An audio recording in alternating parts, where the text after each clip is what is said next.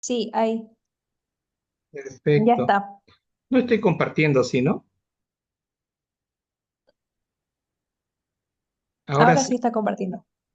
Perfecto. Ok. Bueno. Listo, jóvenes. Entonces, la pregunta es la siguiente. Entren con el chat GPT y pregúntenle vean el práctico que les envié.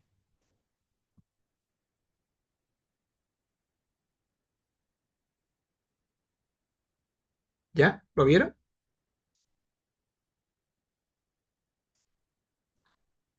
Ya.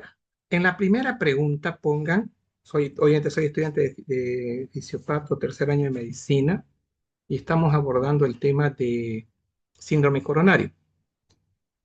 Desde el punto de vista de Port y desde el punto de vista de Gannon, ¿qué es la coronariopatía? Es la pregunta uno.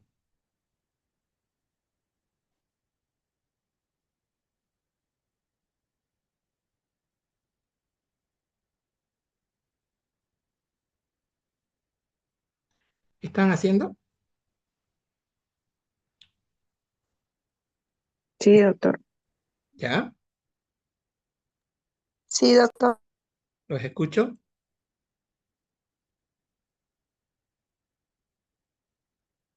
¿Qué es la coronariopatía? ¿Qué dice el ChatGPT? Pero pongan Port, Gannon y Uribe.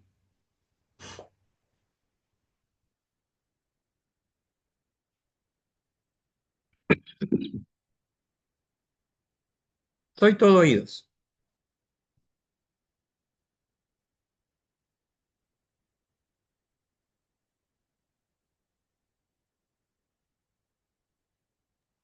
Aquí me salió algo, doctor.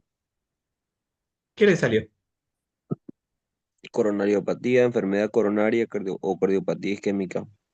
Es un Ya, trastorno del corazón producido por una disminución del flujo sanguíneo en las arterias coronarias, lo que reduce el aporte de oxígeno al miocardio, es una isquemia. Según la fisiopatología de Pori Uribe, la coronariopatía es consecuencia de un desequilibrio entre la oferta y la demanda de oxígeno en el miocardio, casi siempre debido a una aterosclerosis coronaria que estrecha las arterias y limita el flujo. El enfoque fisiológico de Gannon es que el corazón necesita un aporte continuo de oxígeno, no puede almacenar mucho. Si las coronarias se obstruyen parcial o totalmente, el miocardio sufre isquemia que puede ser reversible como una angina o irreversible como un infarto. Los mecanismos principales son la aterosclerosis coronaria, que va a la formación de placas que reducen la luz coronaria. Número 2, la trombosis o espasmo coronario que puede desencadenar un evento agudo. Número 3, el desequilibrio oferta-demanda de oxígeno. El corazón exige más oxígeno, como en el ejercicio, fiebre o taquicardia, de lo que las coronarias pueden aportar. ya. ¿Y cuánto es el flujo coronario? Le preguntaron a ChatGPT.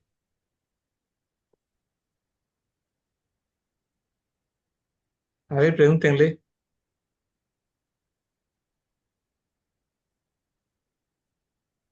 Acá me salió que el flujo coronario normal es aproximadamente el 5% del gasto cardíaco total, equivale a 250 mililitros por minuto en reposo. Ya.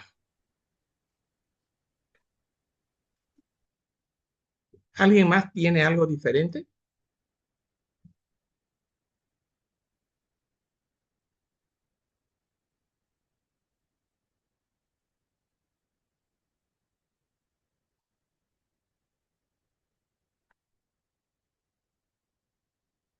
¿Nadie más tiene algo? ¿Alguien tiene algo diferente? Doctor, a mí me salió de 225 a 250 ml por minuto. Ya. Una preguntita. La anterior semana me enseñaron cómo buscar los archivos que abrí. No lo veo acá, esa rayita. Aquí abajo estaba. Era una flechita para arriba y otra para abajo.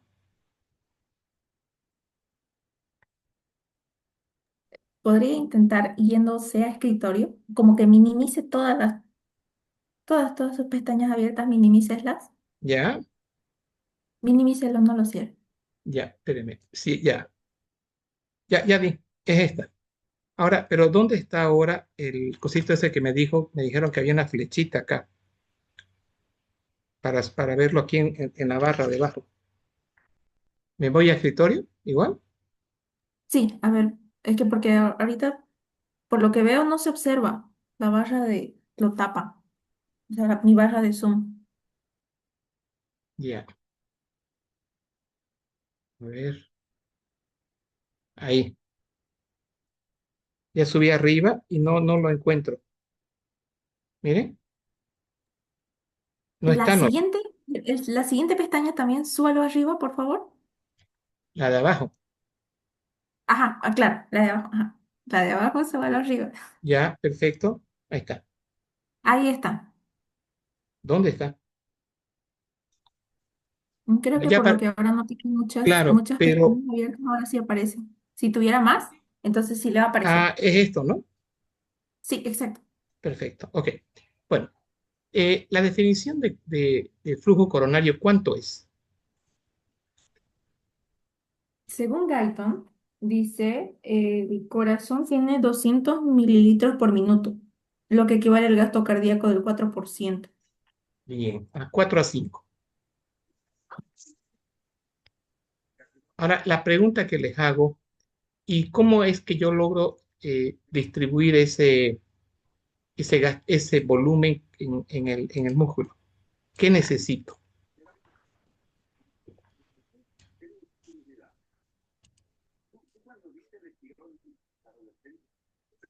Esto de acá, miren ustedes, es una coronaria, ¿no ven? Ahí, esta. Y aquí tengo otra coronaria. Entonces tengo, ¿qué se llama esta de acá y qué se llama esta de acá?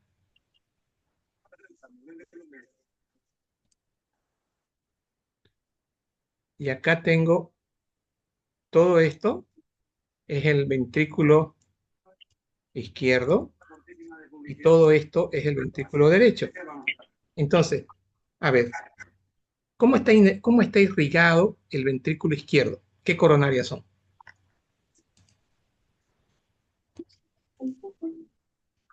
Vamos.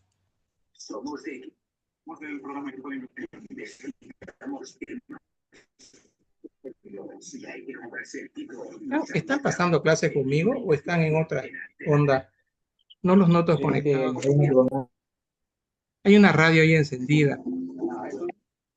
Ya les pregunté cómo está irrigado el ventrículo izquierdo y cómo el derecho. Eso pregunté. Sí, pero Pregúntenle a ver al ChatGPT.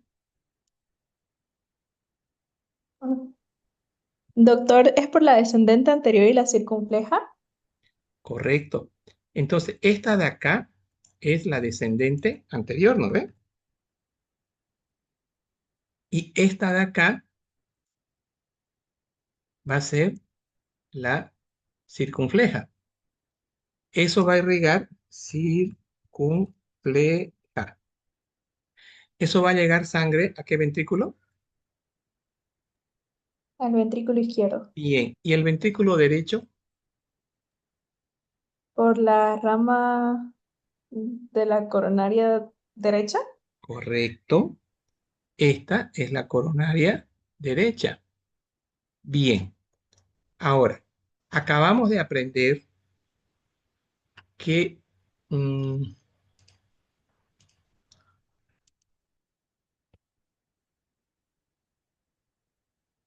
el flujo coronario corresponde a el 5% del gasto cardíaco, ¿cierto? Eso fue lo que acabamos de aprender, ¿no ve? Y alguien dijo 200 ml. Para el Guyton es 200 ml. Guyton, 200 ml. Bien. Entonces, con 200 ml yo logro prácticamente llevar sangre a toda la musculatura cardíaca. Acá. Entonces aquí le estoy llevando sangre a lo que vendría a ser el ventrículo izquierdo, ahí, todo el izquierdo. Y también le estoy llevando sangre a todo el ventrículo derecho. Bien, ahora, otra pregunta. Cuando este flujo es de 200 ml por minuto, digamos, la otra pregunta que tengo que hacerle, ¿cuánto tiene que haber de obstrucción en una coronaria para tener síndrome coronario? Pregunta en el ChatGPT según Port o Guyton, según Guyton.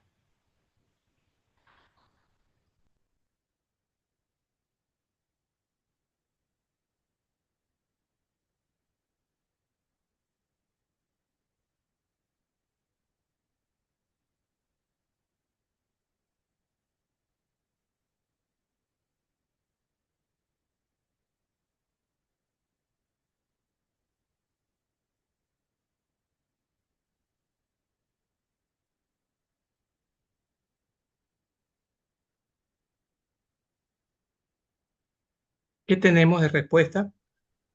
Doctor, a mí me salió, aunque un músculo cardíaco puede tolerar cierto grado de reducción en el flujo, se considera que la obstrucción crítica para desencadenar un síndrome coronario clínico suele estar por encima del 70% del diámetro del vaso, pues en este punto la reserva coronaria se afecta y el flujo comienza a ser insuficiente para las demandas del miocardio, ¿Qué provocando libro? isquemia.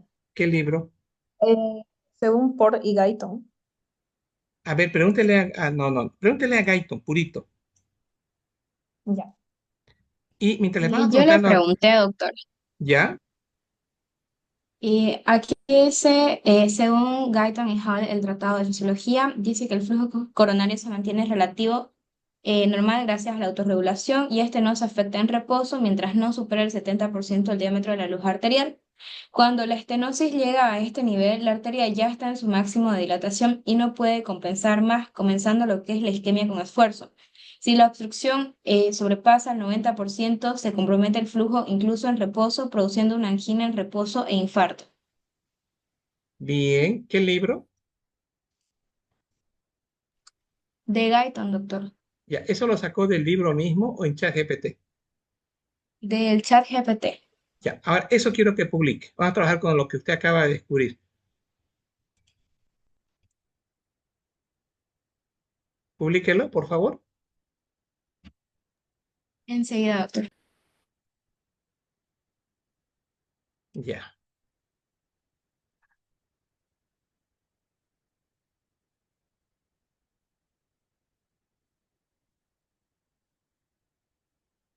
ya.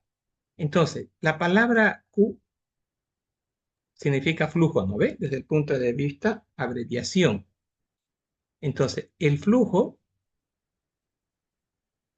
de cualquiera de nuestras arterias coronarias no va a dar síntomas hasta que la obstrucción acá sea del cuánto por ciento dijeron. Tiene que superar el 70% o un compromiso mayor al 90% para producir lo que es una angina e infarto. Ya, aquí vamos a poner 25, aquí voy a poner otros 25. Entonces, miren esto. O sea, si yo tengo una obstrucción por una placa de colesterol del 70%, el flujo se va a ver disminuido, no va a tener esta intensidad en la parte distal, ¿no ve? Y consecuentemente, si este flujo está, digamos, disminuido y este es el ventrículo, así, prácticamente vamos a tener menor llegada de sangre y consecuentemente vamos a tener menos oxigenación. Entonces, aquí tendríamos menor perfusión de la parte del respectivo músculo. Entonces, aquí tengo menos oxigenación. Ahora, dentro del texto que su compañera, ahorita lo vamos a ver, ¿dónde está? Acá. Doctor, aquí sigue algo en el Guyton, A como ver, tal en el libro. Dice, el músculo cardíaco requiere 1,3 mililitros de oxígeno por 100 gramos de tejido muscular por minuto para mantenerse vivo. ¿ya? lo que contrasta con los 8 mililitros de oxígeno por 100 gramos de tejido que llegan al ventrículo izquierdo normal en reposo cada minuto. Por tanto, el músculo no morirá aunque el flujo sanguíneo fuera incluso del 15 al 30% del flujo sanguíneo coronario normal en reposo. En la porción central de un infarto de miocardio extenso, el músculo muere porque allí casi no hay flujo sanguíneo colaterales, que se correlaciona con lo del flujo sanguíneo colateral. Ya, ahorita vamos a hablar de eso, pero quiero esto. Primero esto.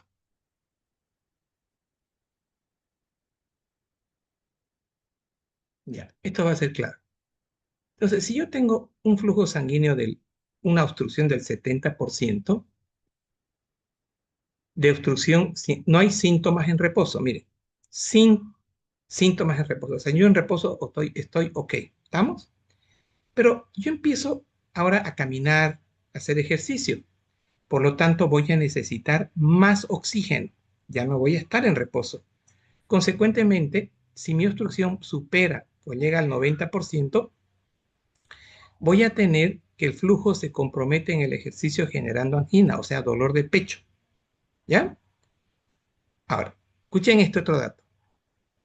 Y esto lo voy a hacer de otro color, porque esto es claro. Bien. Ahora, pero ¿qué pasa si el flujo sanguíneo es el 90%?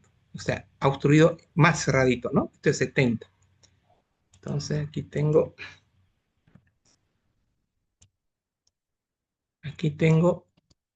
70%. Entonces, ¿qué pasa si esta obstrucción ya es del 90%? Si es del 90%, el flujo se afecta incluso en reposo, la isquemia severa e infarto. Es decir, ya el paciente empieza a tener dolor sin caminar, sin hacer ejercicio mientras está mirando la televisión. Entonces, ahí estamos hablando ya nosotros de infarto. Estamos hablando de angina cuando la disminución de flujo es porque hacemos ejercicio y eso me está reflejando una obstrucción entre el 70 y 90%. Entonces, este concepto es válido, estamos bien acá. Entonces, esta sería la explicación de flujo.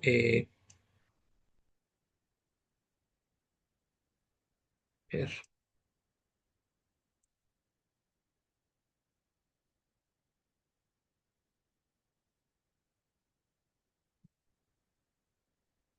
miren, entonces,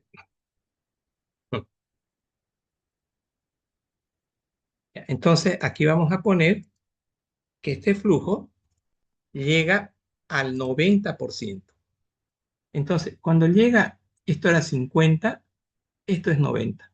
Entonces, cuando este flujo, esta placa de colesterol se rompió y obstruye el 90%, prácticamente ahí nosotros estamos ya en un infarto, porque la manifestación clínica va a ser en reposo. Entonces, acá con el 90% ya tengo manifestaciones acá. ¿Dónde está? Ahí. Aquí vamos a poner manifestaciones clínicas.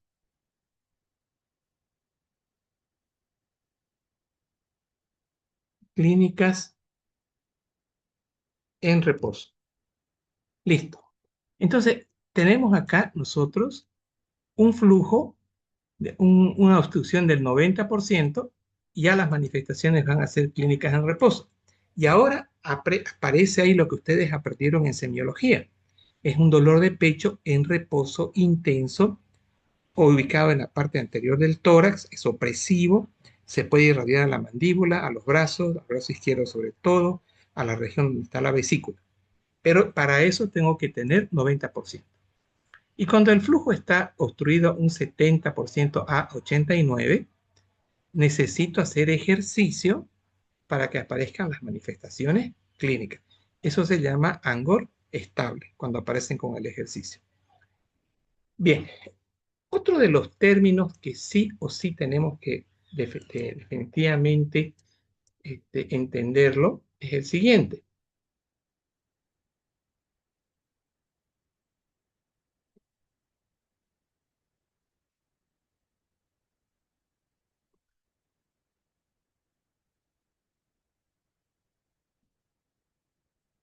Ahora, quiero que hablemos pongan este título, autorregulación de flujo coronario. ¿Qué es la autorregulación de flujo coronario? Pregunte, ¿qué es la autorregulación de flujo coronario?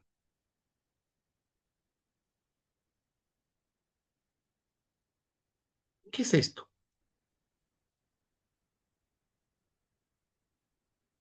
Doctor, yo encontré algo en el Uribe. A ver, Los mecanismos de autorregulación serán el medio principal para adecuar el flujo según la demanda miocárdica.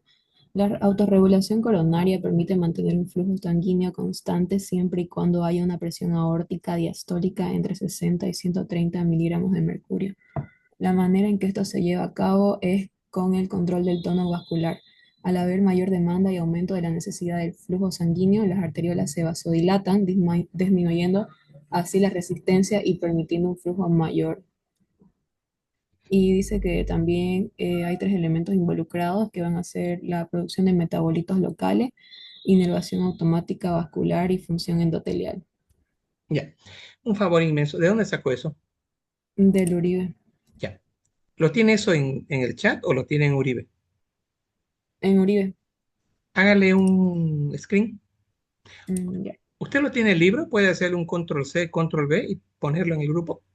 Sí, ahorita lo paso, doctor. Ya. ¿Otro mensaje? ¿Quién lee? ¿Quién colaboró ahorita en esto que le estoy pidiendo de Uribe? Yo, doctor, Ariane Guzmán. Ariane. A ver, pase.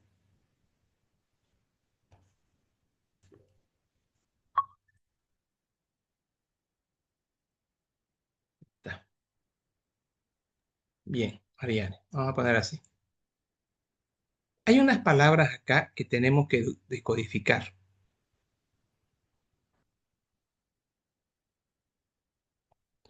Y es lo siguiente. Las palabras para decodificar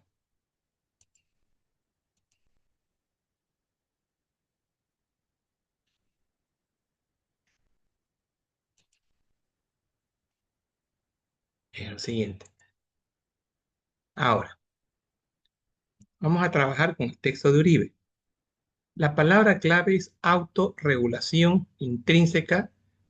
Dice que es para adecuar el flujo sanguíneo, la demanda miocárdica. La pregunta es, ¿qué es demanda miocárdica?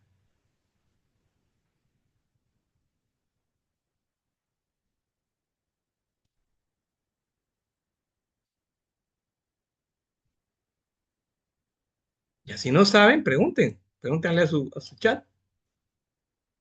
En el contexto de síndrome coronario, ¿qué significa regular el flujo coronario? Esto, adecuar el flujo según la demanda coronaria. Así pregúntenle.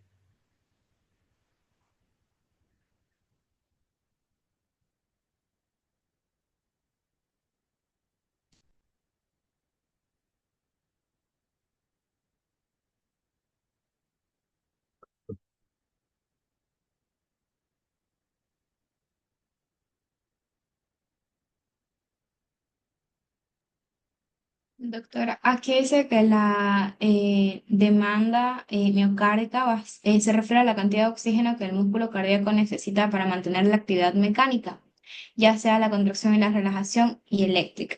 Perfecto, Luego perfecto. están, Siga.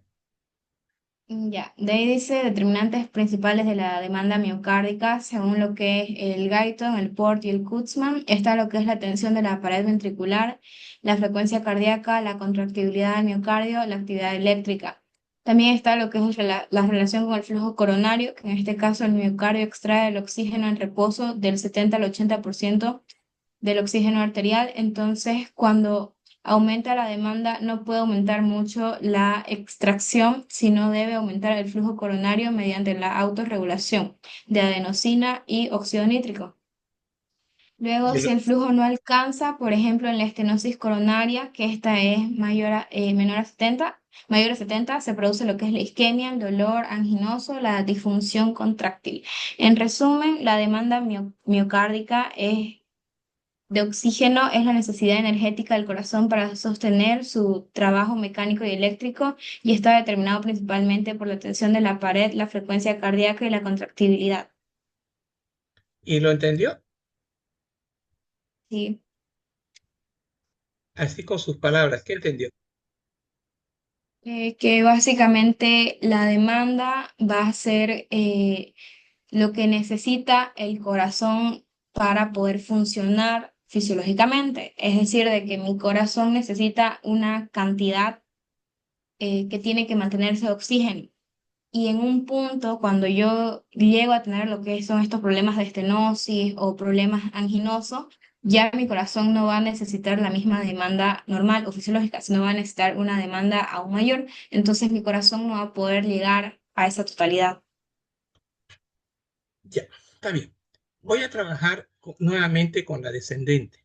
¿Estamos? Estamos trabajando acá con un corazón normal. Resulta que este paciente empieza a hacer ejercicio. Entonces, este paciente hace ejercicio.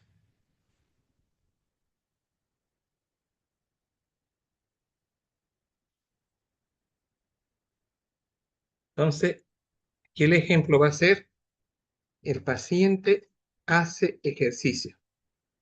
Bien, si este paciente hace ejercicio, el flujo coronario, ¿qué va a pasar con el flujo coronario?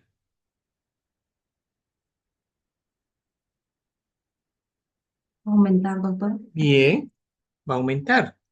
Entonces, el ejercicio nos va a llevar a que nosotros tengamos un aumento del flujo coronario.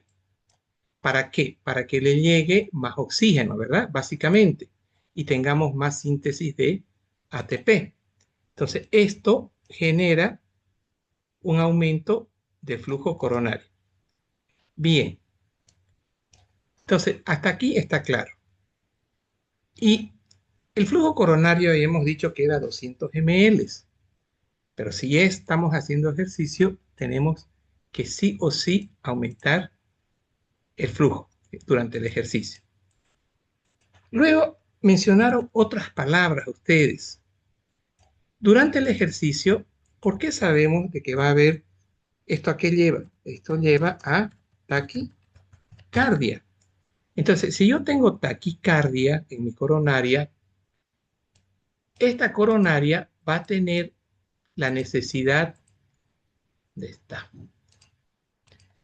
esta coronaria de acá, en la taquicardia, va a necesitar mayor oxígeno, porque la frecuencia cardíaca aumentada hace que aumente la necesidad de oxígeno. Para ello, el flujo coronario tiene que aumentar. Entonces, aumenta la demanda de oxígeno, hace que el flujo coronario aumente el flujo y ahora tengo ese mecanismo de autorregulación. ¿Podría volver a leer de nuevo lo de la demanda, por favor? Claro, doctor. ¿En qué parte? ¿O todo? No, pásemelo. A ver, páselo a la Ok, página. enseguida.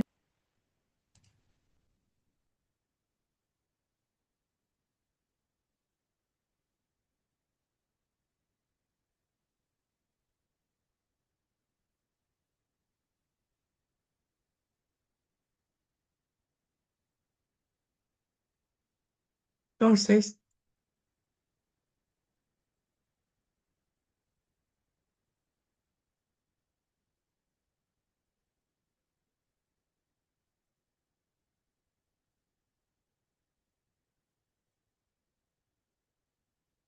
ya.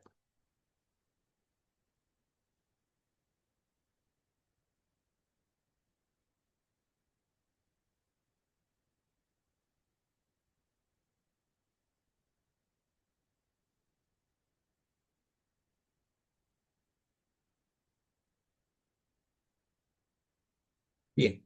Entonces, la demanda miocárdica se refiere a la cantidad de oxígeno que el músculo cardíaco necesita para poder mantener su actividad mecánica. Entonces, Acá prácticamente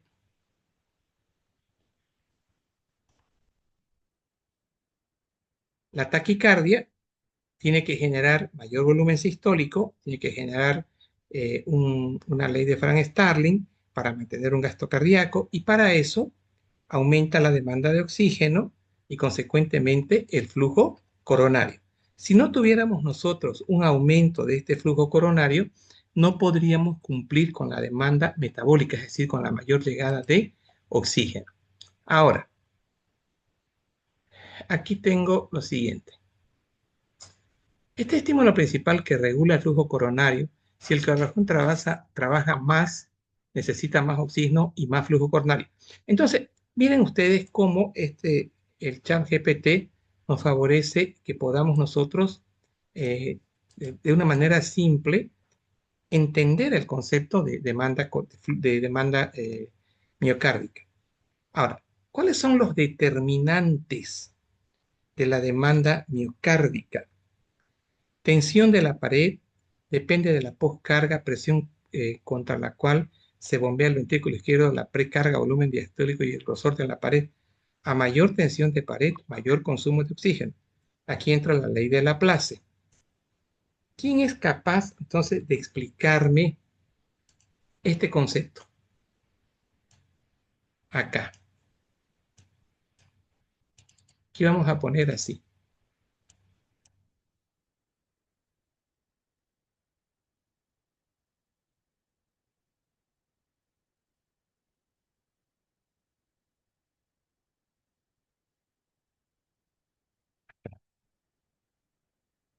Entonces pongo este concepto. Dice tensión de la pared. Depende de la poscarga y también de la precarga. ¿A qué se refiere eso? A mayor tensión de la pared, mayor consumo de oxígeno.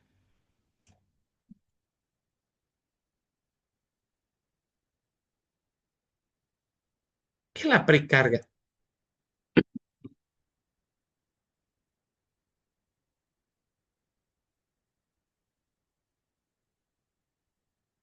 ¿Qué es la tensión de la pared? A ver, ¿quién me explica? Si no entienden eso, no podemos entender lo que viene más adelante.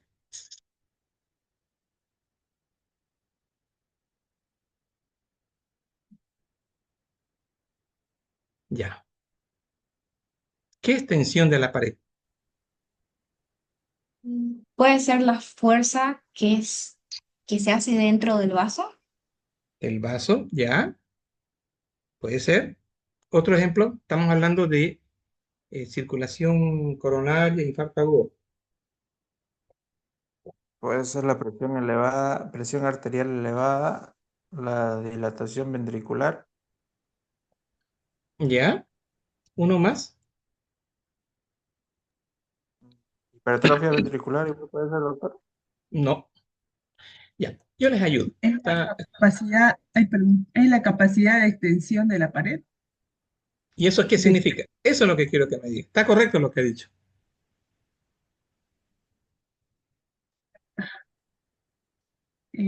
no sé qué más, doctor. Es que no ha dicho, está bien, lo que usted acaba de decir, está bien, yo lo entiendo, pero yo quiero que usted lo entienda.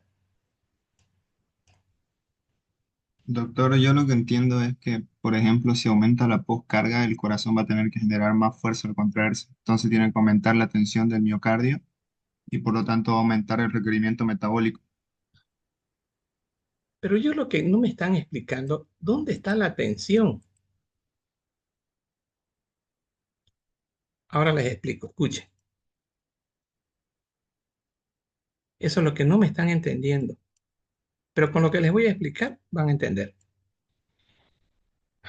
Señores, dijimos nosotros en las clases anteriores que el ventrículo se llena de sangre, ¿no ves? Y al llenarse de sangre empuja estas paredes, estoy hablando de diástole, ¿cierto? Esta fuerza que empuja, que distiende al ventrículo, ¿qué se llama? Precarga. No, Tensión. Presión, tensión, perfecto. Entonces, en la fase de llenado,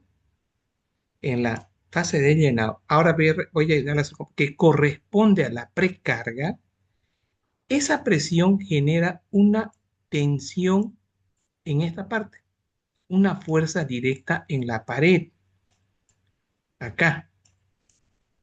Entonces, esto se va estirando y se va generando más tensión, ¿verdad?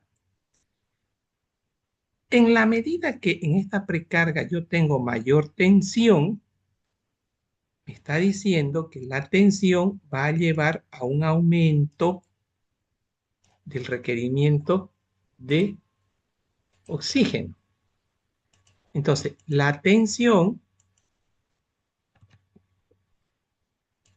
sobre la pared, acá, a mayor tensión de la pared, mayor consumo de oxígeno. ¿Ahora entendieron? En diástole, ¿cierto? Miren, a mayor tensión, mayor consumo de oxígeno. ¿Hasta ahí me siguen? Jóvenes, ¿me siguen? Sí, sí, sí. Sí, doctor. Un sí nomás quiero. Esto se llama, habíamos dicho que esto se llama, este ejemplo que acabo de darles es precarga. El grado de distensión, la tensión durante la diástole, esto es precarga. Bien. En forma fisiológica, nosotros le pusimos un dato al ventrículo izquierdo y dijimos que la tensión en el ventrículo izquierdo al final de la diástole era, ¿qué teníamos al final de la diástole? Un volumen telediastólico de 120 ml y teníamos una presión dentro del ventrículo de 0,8 mHg. Eso fue lo que les enseñé en el capítulo de, eso fue lo que les enseñé en el capítulo de insuficiencia cardíaca. Ahora lo estamos viendo ya. Y todo esto es la precarga. Es la presión al final de la diástole, es la tensión al final de la diástole con un volumen. ¿Estamos? Lo que aquí estamos aprendiendo nosotros, estamos aprendiendo que, a mayor tensión, mayor consumo de oxígeno. Eso estamos aprendiendo acá. Entonces, yo necesito tener una buena coronaria. Bien, pero ¿qué pasa si yo tengo una insuficiencia cardíaca diastólica? Este ventrículo va a estar endurecido porque es insuficiencia cardíaca y la hipertrofia se producía por angiotensina 2 y también se producía por espironolactona, que hacía que haya más colágeno. Por lo tanto, en la insuficiencia cardíaca, la tensión parietal, la precarga, aumenta. ¿Me siguen hasta ahí? Si aumenta, ¿qué más va a aumentar?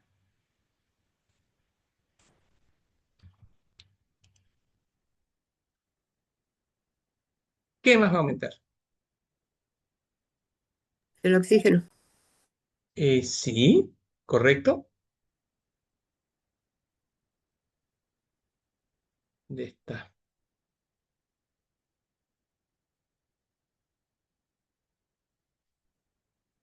Entonces va a aumentar, no, pero no el oxígeno.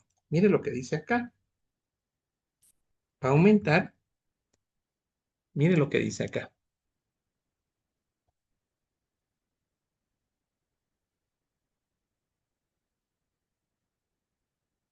Lo que va a aumentar es esto. A mayor tensión de pared, mayor consumo de oxígeno. ¿Están de acuerdo ahora? ¿Lo entendieron? Ahora, si yo tengo una coronaria insuficiente con una obstrucción del 70%, ¿cómo va a estar, digamos, va a haber, se está estirando el ventrículo, hay mayor demanda de oxígeno, ¿le va a llegar la cantidad adecuada de oxígeno? No. No, correcto. Y el paciente va a empezar a hacer disnea con la obstrucción del 70% en reposo, en caminando, en ejercicio. Pero si la obstrucción es del 90%, este ventrículo sí o sí tiene que distenderse, mayor tensión, más consumo de oxígeno. Entonces, al haber mayor consumo de oxígeno, esta aorta, perdón, esta arteria coronaria que no tiene el 90%, que tiene, mejor dicho, el 90% de obstrucción, no va a poder cubrir esa demanda de oxígeno y el paciente va a hacer dolor de pecho. ¿Estamos? Entonces, acá les acabo de explicar un concepto que es el relacionado con precarga.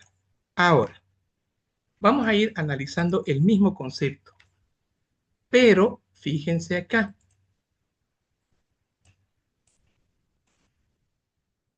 Ya, acá. Esto que ustedes ven acá es mi aorta. ¿Listo? La sangre sale aquí, ¿verdad?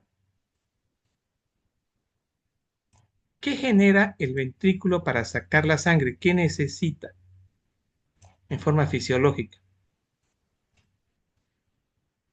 Generar Presión. presión. Y ya sabemos fisiológicamente que existen dos lugares donde hay resistencia. Uno es la aorta y otro era aquí, Los capilares. no, arteriolas, capilares falso. ¿Ya? Entonces, la otra resistencia está a nivel arteriolar, no capilar, capilar es falso. Entonces, para vencer esta resistencia natural, ¿qué hace el ventrículo? ¿Qué genera? Mayor presión, ¿no ve? Entonces, esa presión que se genera a la salida de sangre por la resistencia de la aorta o de las arteriolas periféricas, eso se llama, miren acá, poscarga. Depende de la poscarga, presión contra la que bombea el ventrículo izquierdo. Entonces, a mayor poscarga, ¿cómo está la demanda de oxígeno?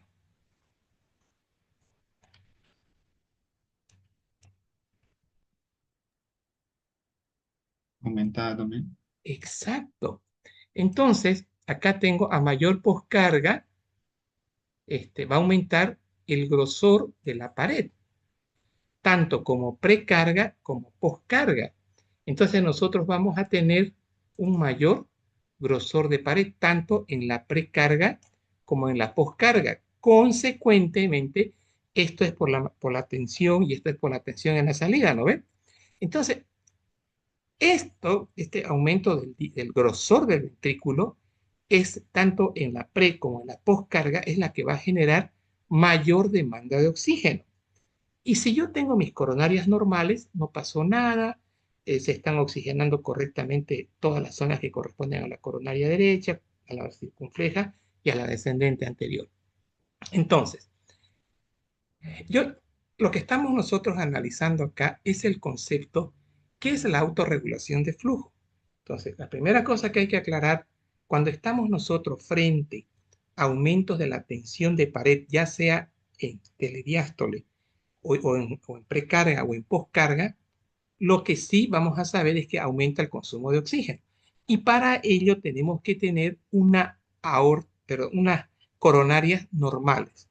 Si las coronarias normales no están presentes, va a haber aumento en la demanda de oxígeno. Acá vamos a tener aumento en la demanda de oxígeno, pero no, las coronarias no nos van a poder dar el flujo coronario adecuado. A ver, acá.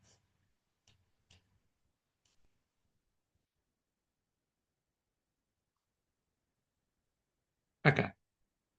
Bueno, entonces, dice acá, los mecanismos de autorregulación intrínsecos serán el medio principal. Dice, permite mantener un flujo sanguíneo. A ver.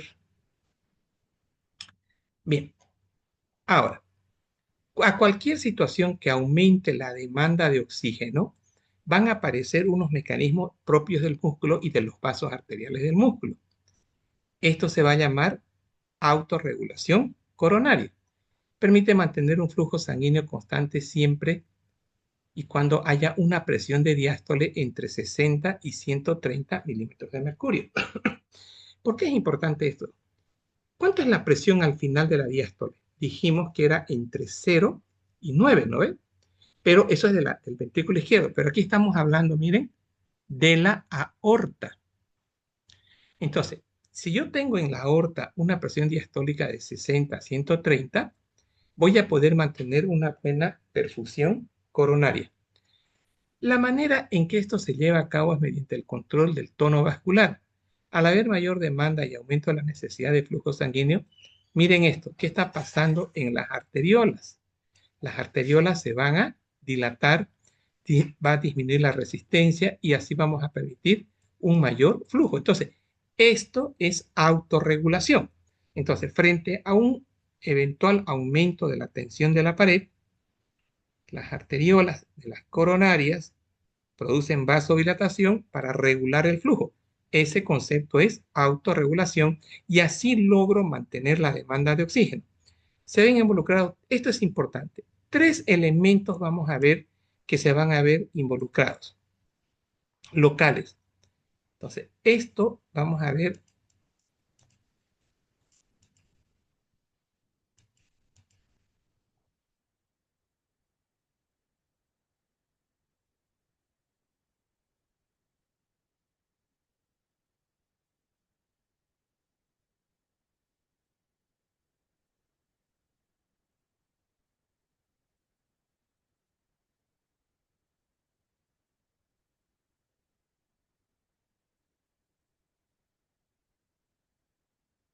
ahora vamos a ver cómo se regula el flujo.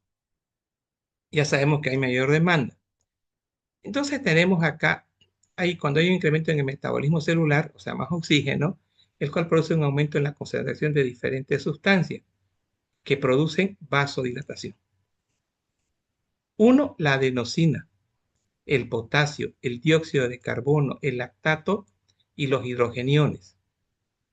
La adenosina es un producto de degradación del ATP y del difosfato de adenosina, ADP, por un ciclonucleopeptidasa. Esta situación de mayor demanda de energía y oxígeno a menor aporte de sanguíneo. El ATP se va consumiendo y el ADP se acumula. Al no haber cantidad necesaria de oxígeno para convertirlo en nuevo ATP, entonces es degradado a 5-nucleotidasa en adenosina, un potente vasodilatador de las coronarias. Y de esa manera compensamos flujo, autorregulamos flujo. Y el elemento más importante de la autorregulación del flujo coronario, que es la adenosina. El potasio sale al medio extracelular lentamente y causa despolarización miocárdica. Si el miocardio se despolariza con mayor frecuencia, una gran cantidad de potasio se acumula allí y mediante la bomba electrogénica sodio-potasio, ATPasa, entre las células de los músculos lisos vasculares y provoca que su potencial de membrana en reposo se vuelva más negativo. O sea, va a haber una hiperpolarización, lo que dificulta su despolarización y facilita la relajación y la vasodilatación, lo cual dificulta su despolarización y facilita la relajación. Bien, el lactato también es otro elemento que debido a que la falta de oxígeno detiene la fosforilación oxidativa y se acumula nicotinamida, adenina dinucleótico, que es esto de acá, el cual provoca una inhibición en el sustrato de los ciclos tricarboxílicos. Entonces, los reales acá que vamos a tener adenosina, vamos a tener el mismo potasio, que nos va a favorecer la vasodilatación. Entonces, el mecanismo de autorregulación de flujo básicamente va a ser por la vasodilatación asociado al ADP, asociado al, falta el óxido nítrico acá, el óxido nítrico. Bien, ahora les voy a mostrar una diapo acá, donde está,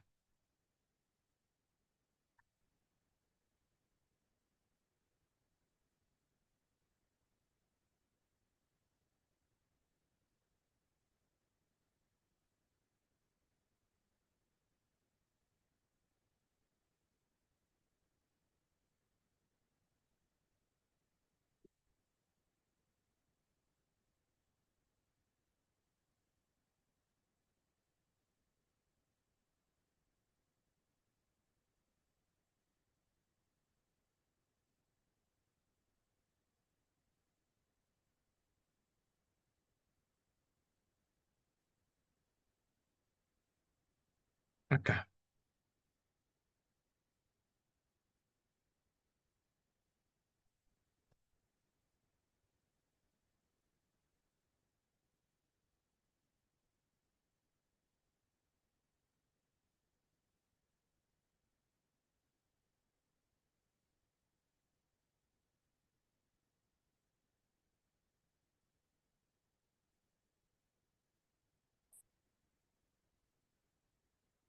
Acá. Esta es un- una diapositiva que la saqué de Kutzman. Miren lo que trae Kutzman. Dice, reserva, esto es para definir el concepto de reserva coronaria, porque hemos dicho que en los pacientes con cardiopatía isquémica la reserva coronaria está reducida. El ejercicio produce en el miocardio aumento de la demanda metabólica, ¿cierto? Eso creo que ya lo vimos, ¿no ven? Consecuentemente va a aumentar el flujo coronario y este flujo coronario va a aumentar porque aumenta el flujo máximo coronario. Esto es lo que se conoce con el nombre de autorregulación. Para cumplir con la reserva coronaria normal frente a una demanda metabólica,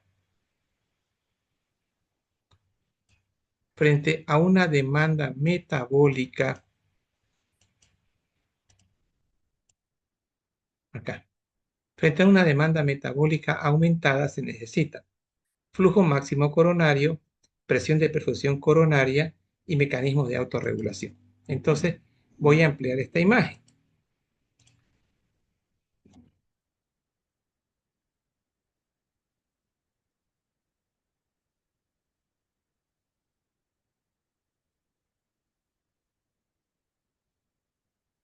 Ya, la vamos a ampliar. Entonces,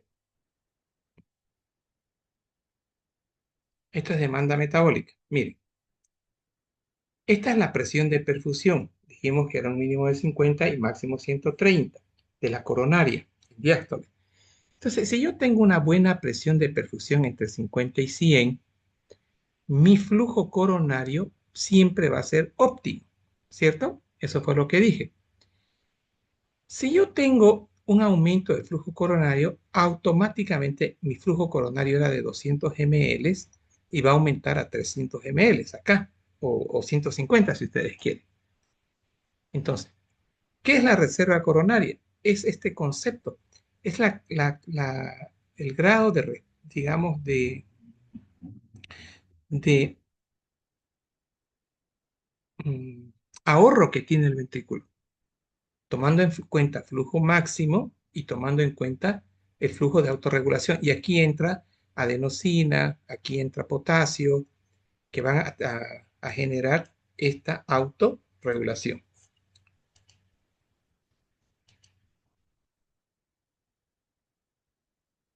Bien, entonces, si yo disminuyo, esta tablita es para hacer examen, por si acaso. Entonces, si yo disminuyo la presión de perfusión, miren ustedes, ¿cómo está el flujo coronario? Menos de 50. Normal es 1. ¿Cómo está el flujo coronario?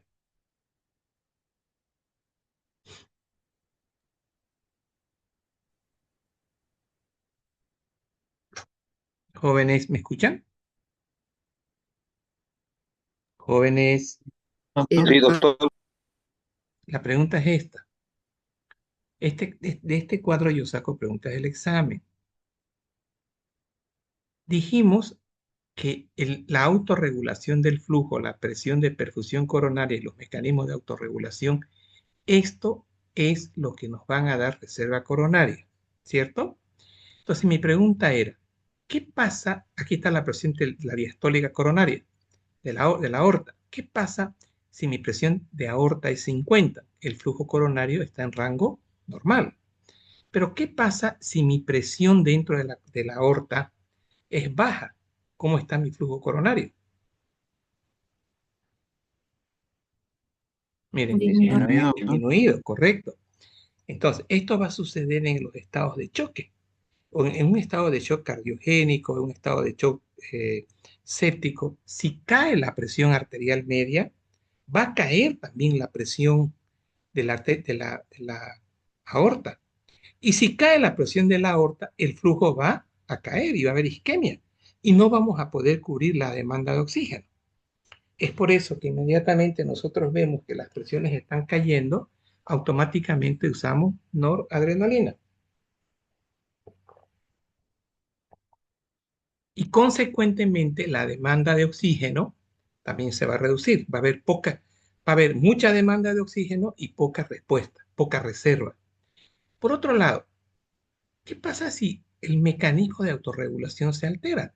Si yo no tengo adenosina, si yo no tengo potasio, si no tengo ATP que se va a convertir en ADP, el flujo coronario va a caer, consecuentemente la reserva coronaria. Entonces, si falla el mecanismo de autorregulación, hay mal flujo coronario. Si falla, si hay obstrucción de las coronarias, va a haber alteración de la perfusión coronaria. Todo eso se va a resumir diciendo que tenemos este, una demanda, una reserva, mm, una reserva coronaria disminuida.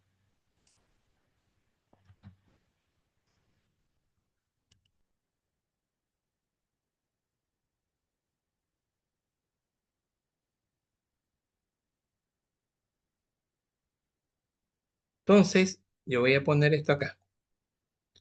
Miren, solamente hemos desarrollado una partecita del tema, pero muy importante para desarrollarlo más rápido todo lo que se viene.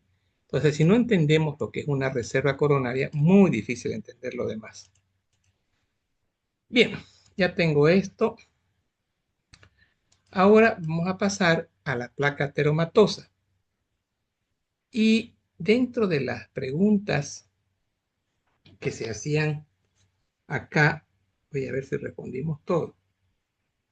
Dice, explique cómo está regulado el flujo sanguíneo. Respondimos todo, ¿no ve? Describa la formación de la placa de colesterol. ¿Cuáles son los cambios agudos en la rotura de la placa? ¿Y qué es una placa estable y qué es una placa inestable? Eso es lo que vamos a explicar. Para ello,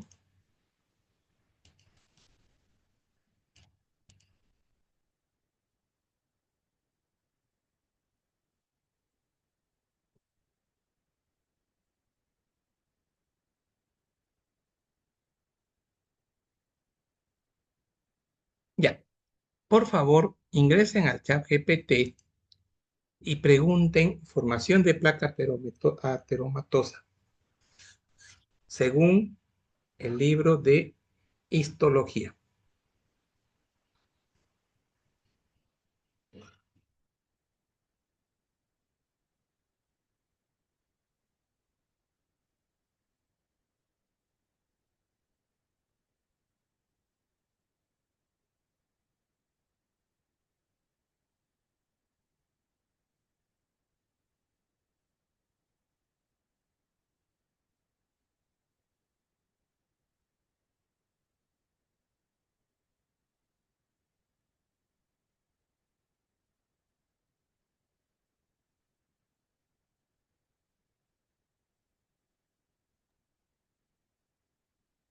¿Hay alguien que puede responder?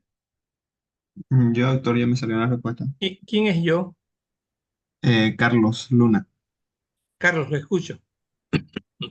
Ya, doctor. Dice, formación de la placa de colesterol o ateroma. Primeramente hay una lesión endotelial inicial por hipertensión, ¿Ya? tabaco, diabetes, LDL alto, etc. Aumento de la permeabilidad endotelial permite que las lipoproteínas LDL penetren en la íntima arterial. ¿Ya? Oxidación de LDL dentro de la íntima. Las LDL se oxidan, son altamente aterogénicas. ¿Ya? Después, infiltración de monocitos pasan a la íntima y se transforman en macrófagos. Formación de células espumosas. Los macrófagos fagocitan LDL oxidadas y se llenan de lípidos. Forman las estrías grasas. Migración de células musculares lisas desde la media hacia la íntima, estimuladas por citocina. y producción de matriz extracelular, colágeno y fibras elásticas, formación de una cápsula fibrosa que cubre el núcleo lipídico. Resultado, se forma la placa ateromatosa o de colesterol con un centro necrótico lipídico y una ¿Ya? capa fibrosa. ¿Le entiende? Yo le entendí. Sí, A ver, ¿qué sí, entendió? que primero tiene que haber una lesión endotelial que puede ser por diversos factores, por el tabaco, la diabetes, etcétera. Esa lesión va a hacer que se pueda infiltrar dentro del endotelio las LDL, que luego se oxidan, y de ahí va a venir las células de defensa, como son los macrófagos monocitos que los fagocitan y se convierten en células espumosas. ¿Ya? Y luego creo que Luego, se acumula matriz extracelular también.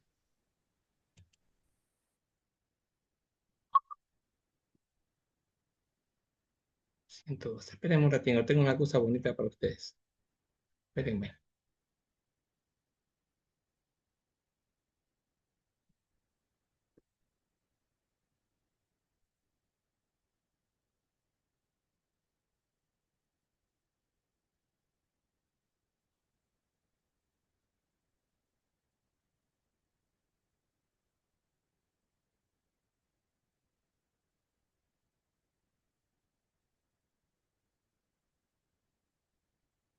Ya. Primer aspecto. Algunas palabras que se mencionaron es lo siguiente. Aquí tengo la luz del vaso coronario. Aquí tengo la media. Ojo, esto quiero que lo recuerde porque cuando repasemos aneurisma, lo tenemos que recordar. Debajo de la media, junto al endotelio, tengo la íntima. ¿Estamos? Entonces, y aquí afuerita la adventicia. Entonces tengo la íntima, la media y aquí afuera la adventicia. Clave es este concepto que estamos aquí marcando, donde dice, una de las cosas que su compañero leyó, habló del subendotelio.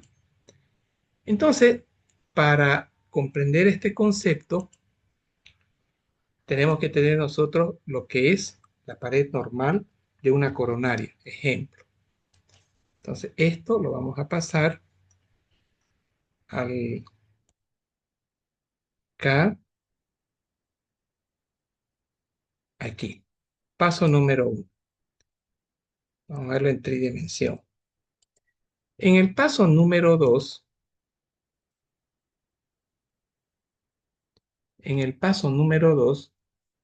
seguimos acá con el libro. Dice acá. La media, este es otro dato interesante, la media está constituida por células de músculo liso y matriz extracelular y sirve a las funciones contráctiles y elásticas del vaso. El componente elástico más prominente de las arterias de gran calibre, ejemplo aorta, sus ramas principales se distienden cuando se genera la presión elevada de la sístole y luego se retraen durante la diástole, lo que impulsa la sangre en un sentido distal. Bien, esto quiero que recuerden, que en la media vamos a tener nosotros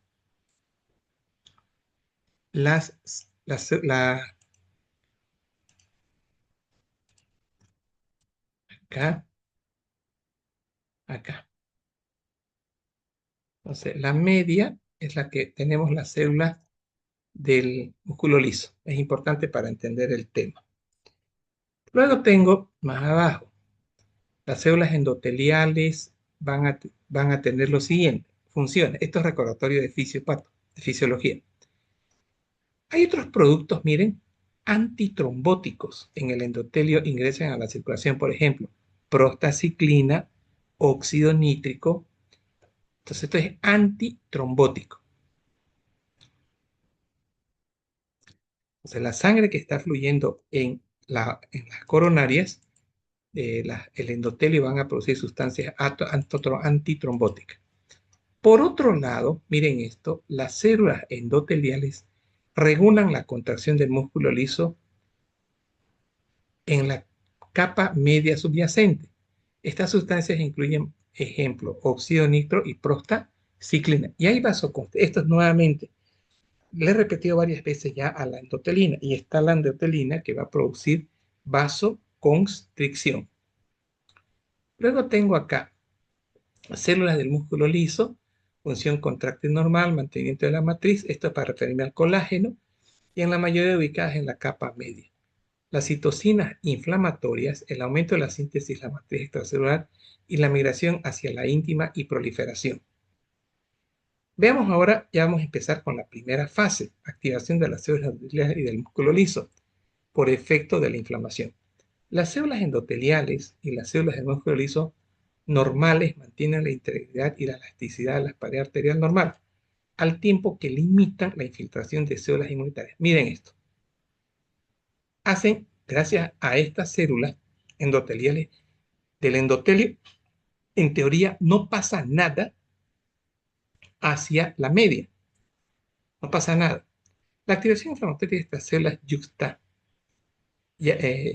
yuxtavasculares afectan las funciones normales y favorecen los mecanismos proaterogenéticos. Bien.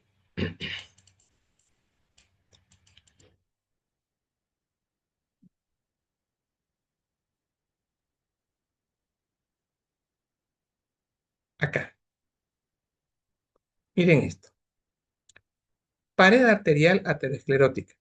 La pared arterial es una estructura dinámica y regular, pero ciertos estímulos pueden alterar su homeostasia normal y preparar el camino para la aterosclerosis. Por ejemplo, según se describirá más adelante, las células del endotelio vascular, así como de células del músculo liso, reaccionan con gran facilidad a los mediadores inflamatorios, entre ellos interleucina 1, factor de necrosis tumoral, y también pueden producirlo, o sea, el endotelio. Al reconocer que las células de pared vascular reconocen sustancias proinflamatorias, las sintetizan y se impulsaron investigaciones tanto a las paredes endoteliales y a las células del músculo lisos activadas en la aterogénesis. En consecuencia, el endotelio vascular y las células del músculo liso se unieron a las células inflamatorias clásicas, los fagocitos mononucleares y los linfocitos T, como jugadores claves en la formación temprana del ateroma y en la progresión de la placa avanzada. Esta investigación fundamentalmente identificó varios componentes claves que se atribuyen al proceso inflamatorio aterosclerótico, entre otros la disfunción endotelial, la acumulación de lípidos en la íntima, el reclutamiento de leucocitos y citomegalovirus en las células musculares lisas, en la pared vascular, la formación de células espumosas y el depósito. Entonces, esto aquí está. Entonces, esto que les voy a mostrar es hecho por un libro de Fisiopato.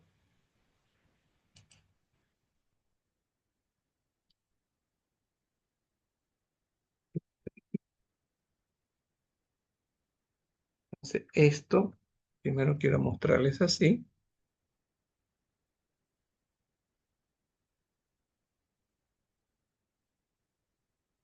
Entonces, aquí la conclusión, cualquier daño endotelial va a activar el proceso proinflamatorio. Bien, aquí tengo esto y aquí tengo esto de acá.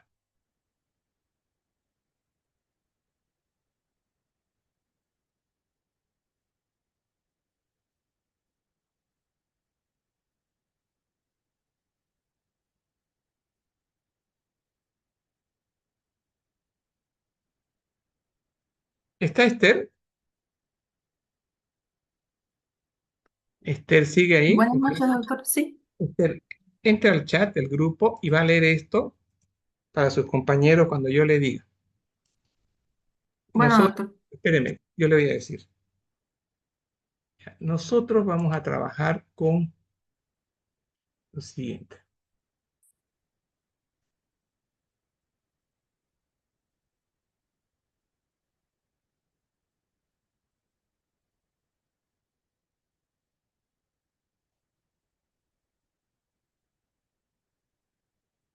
Ya.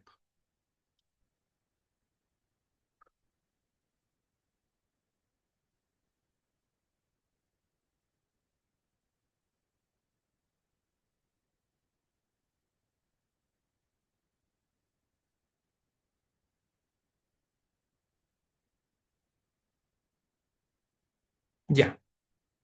Lea, por favor. Bueno, doctor. Dice, diagrama esquemático de la evolución de la placa teромatosa. 1. Acumulación de partículas lipoproteicas en la íntima.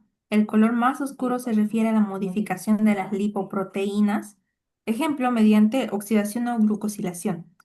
2. El estrés oxidativo, que incluye constituyentes de las LDL modificadas, induce a la elaboración local de citocinas. Punto, 3. punto. Mire, mire, mire. Un ratito. Un ratito. Esta LDL, esta de acá, es el colesterol malo. ¿Estamos? ¿Cómo es que este colesterol malo logra ingresar a la íntima? Esto no se olviden que era la media, ¿no ve? ¿Cómo logra ingresar a la íntima? Para poder ingresar, esto atento porque es pregunta de examen, placa de colesterol. Esto les está pasando a ustedes en este momento cuando van ustedes a comer al pollo campeón, pollo a la broaster, empiezan a tener en su luz vascular LDL, no está oxidado. Pero cuando aquí se genera un proceso inflamatorio porque hay interleucina 1, etcétera, estas LDL se oxidan. Para poder atravesar el endotelio, tiene que haber, escuchen esto, disfunción endotelial. Eso es hipertensión arterial, eso es diabetes, eso es sedentarismo, eso es hipercolesterolemia, hipertrigliceridemia. Entonces, cuando yo tengo disfunción endotelial y estas LDL se oxidan, logran pasar a la íntima. Eso está diciendo en el número 1. Lea el 2, por favor. Bien, el estrés oxidativo que incluye constituyentes de las LDL modificadas induce a la elaboración local de citocinas. Punto a 3. punto. Perdón. Estas LDL ahora ya no son las mismas que estas, están oxidadas, están modificadas. Y miren lo que está produciendo. Interleucina 1. Siga, 3. Dice, estas citocinas promueven una mayor expresión de moléculas de adhesión que se unen a los leucocitos y de moléculas quimioatrayentes, como la proteína tipo 1 quimioatrayente de monocitos, MCP1, que dirigen a la migración leucocitaria hacia la íntima. Punto, punto, punto, 4. punto, punto, Esther. Voy a hacer una cosita que no lo están viendo. Quiero que lo vean. ¿Ven esta cosita azul? ¿Lo ven? Cierto. Bueno, jóvenes. ¿Quién fue el responsable de que aparezca? Aquí no hay proteínas. Mire, esto es una proteína.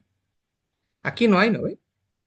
Cuando yo tengo suficiente cantidad de interleucina 1, voy formando unas proteínas, unas proteínas en el endotelio para que los monocitos por marginación se peguen.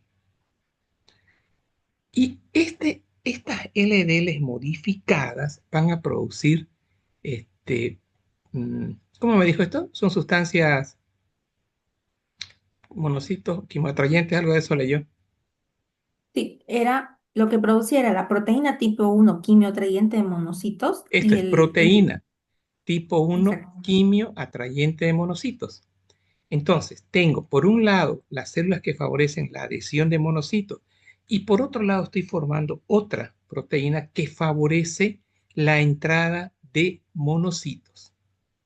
Un ratito, estamos en el paso número 3. Paso 4. Sigan. Ya, dice, tras ingresar a la pared arterial en respuesta a los quimioatrayentes, los monocitos hemáticos encuentran estímulos como factor estimulante de colonias de macrófagos que incrementa su expresión de receptores de captura. 5. Los Esperen. receptores, Entonces, vean ustedes, ahora ya empiezan a ingresar macrófagos. Ya tengo entonces monocitos, tengo más macrófagos acá. Este monocito cuando está acá se convierte en macrófago. Ya tengo macrófagos. Sigan. ya, luego dice 5. Lea el Dice, 4. Lea el 4. ya, el 4 dice, tras ingresar a la pared arterial en respuesta a los quimioatrayentes, los monocitos hemáticos encuentran estímulos como como el factor estimulante de colonia de macrófagos, que incrementan su expresión de receptores de captura. 5. Los receptores scavenger median la recepción de partículas de lipoproteínas modificadas y favorecen el desarrollo de las células espumosas. Bien. Las células Entonces, espumosas, siga. ya, las células espumosas de los macrófagos son una fuente de citocinas adicionales, lo mismo que de moléculas efectoras como el anión superóxido Ya, y de pero, las metaloproteinasas perdón, de la matriz. un segundito. Resulta que estos monocitos se convierten en macrófagos, ingresan en grandes cantidades y se empiezan a llenar estos macrófagos de lípidos, de LDL oxidado, y a eso se va a llamar células espumosas. Ahora, ¿qué hacen las células espumosas? Vuelvo a leer. Bien, dice, las células espumosas de los macrófagos son una fuente de citocinas adicionales, lo mismo que de moléculas efectoras como el anión superóxido y de las metaloproteinasas de la matriz. Ya, me voy a quedar con las metaloproteinasas. Entonces, estas células espumosas producen mediadores. Uno de esos mediadores se llama eh, enzimas metaloproteinasas. ¿Y qué van a hacer las metaloproteinasas? Van a hacer que estas células del músculo liso que se encuentran en la media, miren, empiecen a rodear al núcleo lipídico, a las células espumosas. Esta es una célula espumosa y las metaloproteasas que están sintetizando estas células van a producir que las metaloproteasas se liberen de acá y jalen, miren ustedes, células de la musculatura lisa. Sigan. Bien, dicen, las células de la musculatura lisa miran hacia la íntima a partir de la media. Obsérvese el grosor creciente de la íntima. Las células de la musculatura lisa de la íntima se Miren, dividen miren, en miren esto. células. Miren la íntima, cómo va creciendo. Sigan, sigan. Esther, sigan. Bien, dice, las células de la musculatura lisa se dividen y producen matriz celular, lo que favorece su acumulación en la placa perdón, lo que favorece su acumulación en la placa aterosclerosa en crecimiento. De esta manera, la estría lipídica se transforma en una lesión fibrolipídica. Ujú. En fases posteriores puede presentarse calcificación Esto y se continúa la calcifica fibrosis. y se fibrosa. Y esa es la placa de colesterol. Sigan. Bien, dice, ya, y continúa fibrosis, en ocasiones acompañada por la muerte de las células de la musculatura lisa, que incluye la muerte celular programada o apoptosis, lo que ¿Ya? da origen a una cápsula fibrosa relativamente acelular que circunda el núcleo rico en lípidos que modifica, no, que también puede albergar células muertas o en proceso de muerte. Luego, ahí termino. La interleucina 1, interleucina 10, LDL, lipoproteína de baja densidad, sí, ahí acaba. Ahora miren esto. Al comienzo tenemos nosotros una estría lipídica. O sea, pero miren, siempre disfunción endotelial. ¿Y cómo se genera la disfunción endotelial? Vuelvo a repetir. Hipertensión, diabetes, sedentarismo, obesidad, generan disfunción endotelial. Y esto va a sufrir la modificación del endotelio y va a entrar el LDL oxidado acá para dar origen después a la formación de la progresión de placa. La migración de las células del músculo liso, miren acá, aquí había las metaloproteasas que favorecen que el músculo liso migre, ¿no ven? Aquí estaba el músculo liso. Alteración de la síntesis, degradación de la matriz y formación del núcleo lipídico. Este es el núcleo lipídico que está rodeado de una capa fibrosa. Y ahora vamos a entrar en la fase de infarto. Esta capa fibrosa corre el riesgo que se rompa Miren, toda esta capa fibrosa, ¿la ven acá? Está completamente envolviendo al núcleo lipídico. Y miren acá, se rompió la capa fibrosa y a la luz salió sangre. Y ahí estamos en el infarto agudo de miocardio porque va a obstruir el 90%. Entonces, aquí yo tengo esta imagen, así, se las voy a regalar en este momento.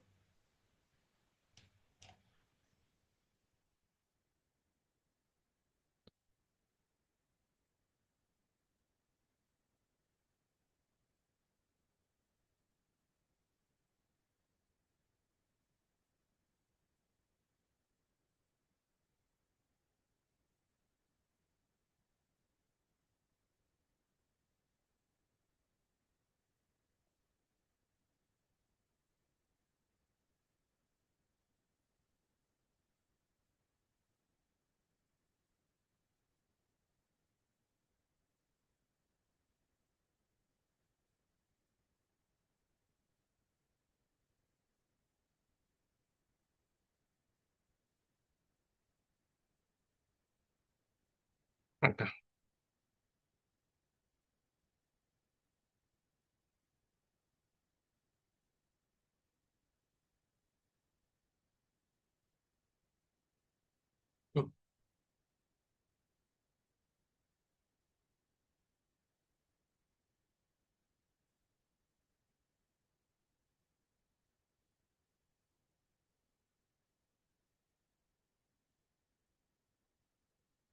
¿Lograron entender, jóvenes? Sí, doctor. No sé por qué tengo la impresión que solamente hay 3 alumnos.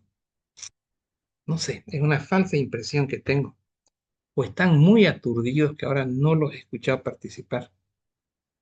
O sea, ¿qué les está pasando? ¿Hola? Si no están en clase, definitivamente. Estamos, Aquí doctor. estamos, doctor. Lo ¿Y escuchamos, por doctor. qué no hablan? Son mudos. A ver, jóvenes, hablen, compartan, presente. Ya es feo como estar en una clase de mudos.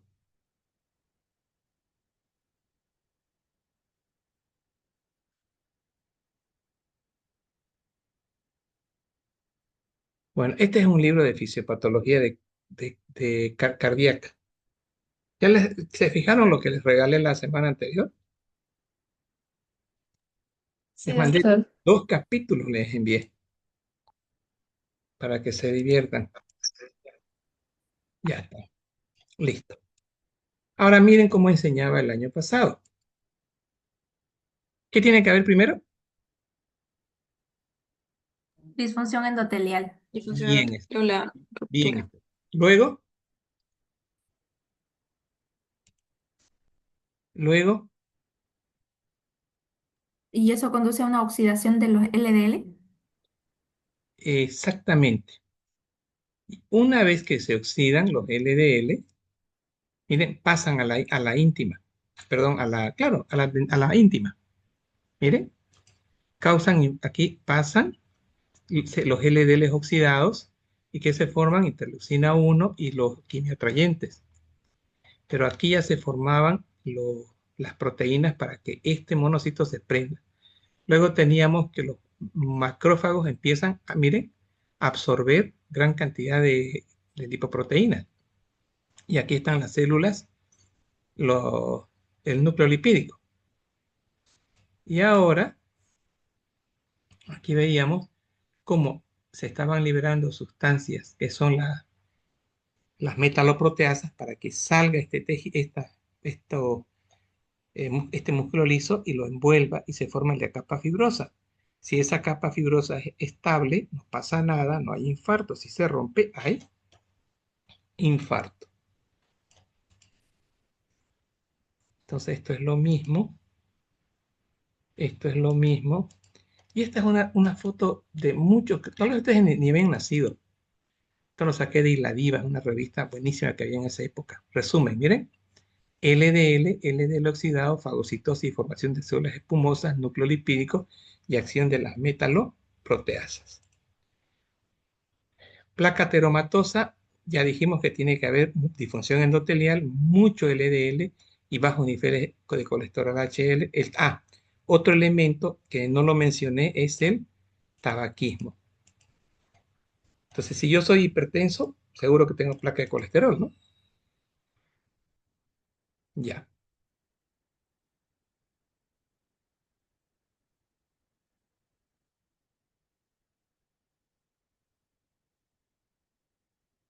Listo. Bueno, jóvenes, vamos a quedar hoy hasta acá. Entonces, ya viene la parte más bonita, que sería la ruptura de placa, la sintomatología, pero para que entiendan eso, teníamos que haber revisado todo lo anterior, ¿ya? Y vayan haciéndolo Doctor, buenas noches. el práctico que ya acabo de enviarles. ¿Alguien me dijo buenas noches? Doctor Julio César, César le habla. Ya, Julio César, lo escucho. Una preguntita, por favor. Sí, lo escucho. Si el paciente es diabético, es Una hipertenso. pregunta. ¿Por qué habla así, Julio César, con eco? A ver, corríjanle. Ya, doctor. Es que está fregado mi parlante. Bueno, Luego se lo escribo, después, doctor, en todo caso. Perdón. ya. Pregunte. Ay, ¿qué pasa de aquí? Lo escucho, Julio César.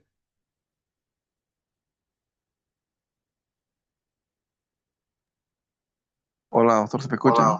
Ahora bien, ya, lo escucho. Doctor, si el paciente es diabético, hipertenso, entonces, ¿él es candidato a formar un ateroma este paciente? Primero, está haciendo disfunción de endotelio. Segundo, empieza a formar ateroma. O sea, diabético, hipertenso, tabáquico, sedentarismo, obesidad, LDL elevado, son factores que producen disfunción endotelial. Si hay Ya, disfunción doctor. endotelial, automáticamente se están absorbiendo monocitos para dar origen a las células espumosas. Ya, doctor. Muy amable, entonces. ¿Algo más? Gracias.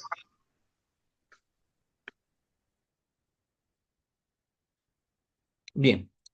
Quiero pedirles un favor. Tómense 5 minutos, 5 no más, y escriban lo que aprendieron, cerrando el libro, cerrando el ChatGPT. Pero si quieren, si no se acuerdan exactamente, ya se ayudan con ChatGPT. Pero quiero un concepto de lo que aprendieron. Esa es su asistencia. ¿Listo? Les doy 5 minutos. Y de mi parte vamos a terminar ya el Zoom. Entonces, para terminar el Zoom, ¿qué hago? Aquí pongo desconectar.